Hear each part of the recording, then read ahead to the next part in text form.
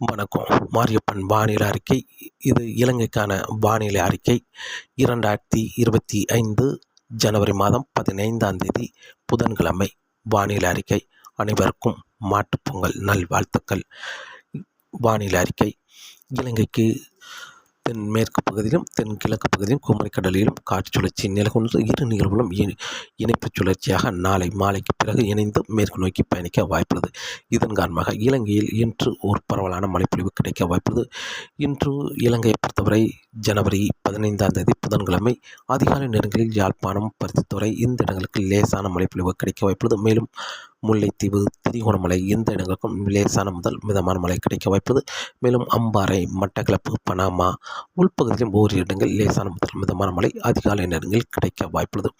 இன்று வெயில் வந்த பிறகு படிப்படியாக மழை சற்று அதிகரித்து காணப்படும். வட மாகாணங்களை பொறுத்தவரை லேசான முதல் மிதமான மழையாகவும், மட்டக்களப்பு, அம்பாறை, தம்புள்ளை, பதுளை, கண்டி, ரத்னபுரி இந்த இடங்களில் ஓரிரு இடங்களில் சற்று கனமழையாகவும் கிடைக்க வாய்ப்புள்ளது. அனைத்து மாகாணங்களுக்கும் மழை கிடைக்க வாய்ப்புள்ளது.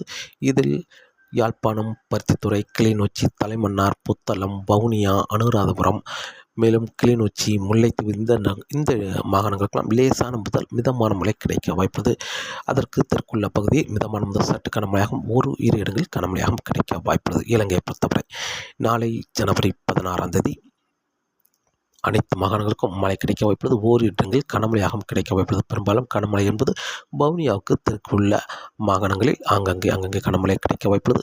அதற்கு வடக்குள்ள மாகாணங்களில் லேசான மிதமான மழையாகவும் ஓரிரு இடங்களில் மிதமான முதல் சற்று கனமழையாகவும் கிடைக்க வாய்ப்புள்ளது.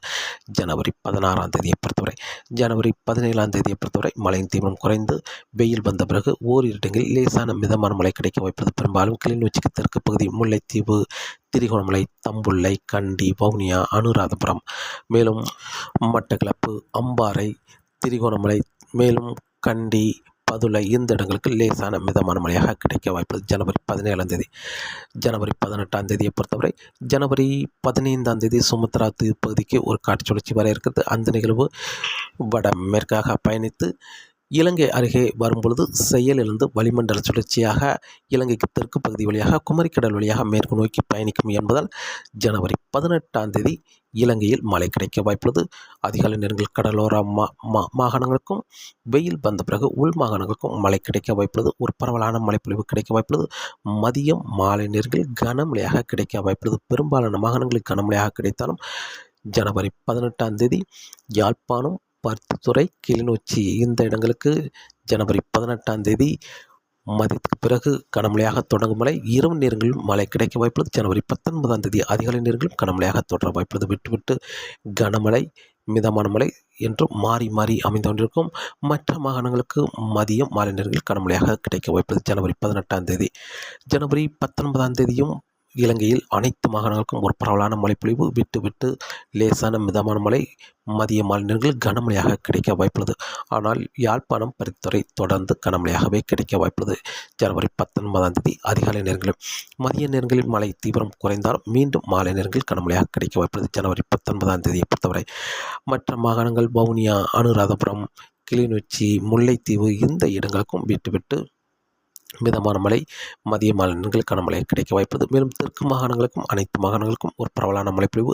அம்பாறை, மட்டக்களப்பு, பனாமா, பதுளை, மேலும் ஹாலி, ஹோட்ட, அம்மந்தோட்ட, ரத்னபுரி, கொழும்பு, நீர்கொழும்பு, மேலும் சிலாபம் இந்த மாகாணங்களுக்கெல்லாம் ஜனவரி 18ஆம் தேதி மாலை நேரங்களில் கனமழையாக கிடைத்தாலும் ஜனவரி 19ஆம் தேதி மதியம் மாலை நேரங்களில் கனமழையாக கிடைக்க வாய்ப்புள்ளது.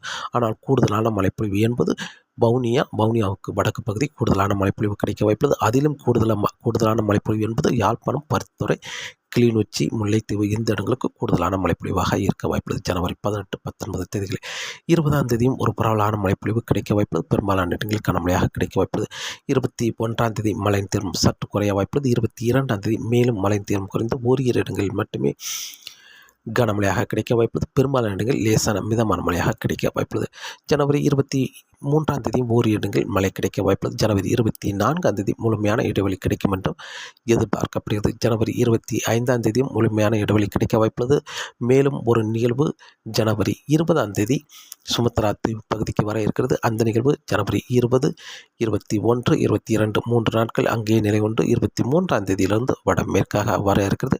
அந்த நிகழ்வும் இலங்கை மிக நெருக்கமாக வந்து ஜனவரி 25ஆம் தேதிக்கு பிறகு இலங்கையில் மீண்டும் ஒரு நல்ல மழைப்பொழிவு கிடைக்கும் என்றும் எதிர்பார்க்கப்படுகிறது. இலங்கையை பொறுத்தவரை வரக்கூடிய நாட்களில் படிப்படியாக மழை அதிகரிக்க வாய்ப்புள்ளது. இன்று ஜனவரி 15, நாளை ஜனவரி 16ஆம் தேதி ஒரு பரவலான மழைப்பொழிவு இலங்கையில் கிடைத்தாலும் ஓரிரு இடங்களில் மட்டுமே கனமழையாக கிடைக்க வாய்ப்புள்ளது. ஜனவரி 17 மழை தீவிரம் சற்று குறைந்திருந்தாலும் ஜனவரி 18ஆம் தேதியிலிருந்து மீண்டும் படிப்படியாக மழை அதிகரிக்க வாய்ப்புள்ளது. ஜனவரி 18ஆம் தேதிக்கு வரும் நிகழ்வு கூடுதலான மழைப்பொழிவு கொடுக்கும் என்றும் எதிர்பார்க்கப்படுகிறது. ஜனவரி 18ஐ விட ஜனவரி 19ஆம் தேதி பெரும்பாலான மாகாணங்களில் கனமழை, ஓரிரு இடங்களில் மிக கனமழையும் எதிர்பார்க்கலாம். ஜனவரி 20ஆம் தேதியும் ஒரு பரவலான மழைப்பொழிவு தோன்ற வாய்ப்புள்ளது.